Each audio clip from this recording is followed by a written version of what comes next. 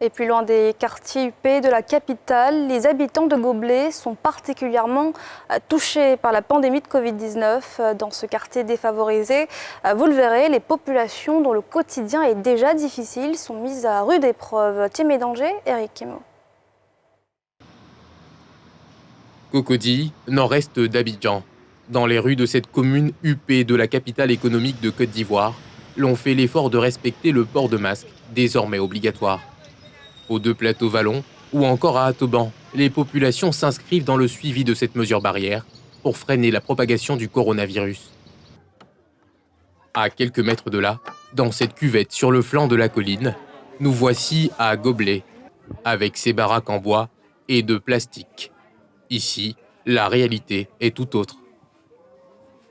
Quartier aux conditions de vie précaires qui jouxtent ces résidences cossues, nous y trouvons des enfants insouciants, s'adonnant dans l'indifférence de leurs parents à une partie de football. Les enfants, tu es là et puis un coup tu les vois, même ils sont remplis sur le terrain en train de jouer au foot.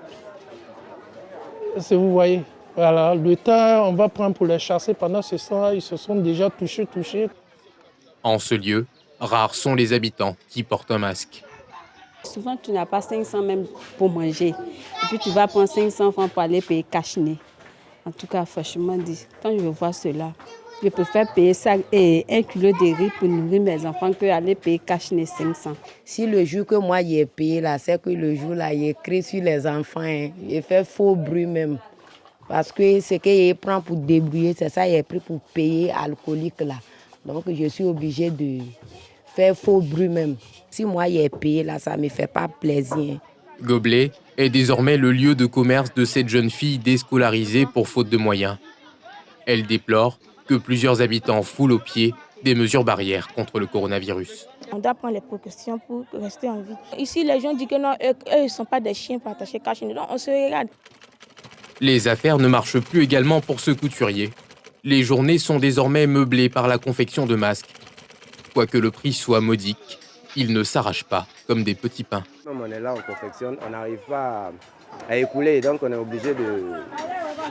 Je suis obligé même de donner plus que ce que je vends. Le gouvernement, prenant la pleine mesure de la crise du Covid-19, a lancé des opérations de soutien aux populations vulnérables.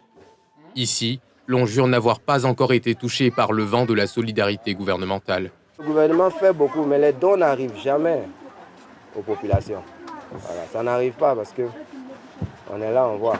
Ce que les gens ont besoin plus, il y a les gels, il y a les javels, il y a tout ce qui peut, amener à rendre propre, comme on le dit, pour lutter contre la maladie.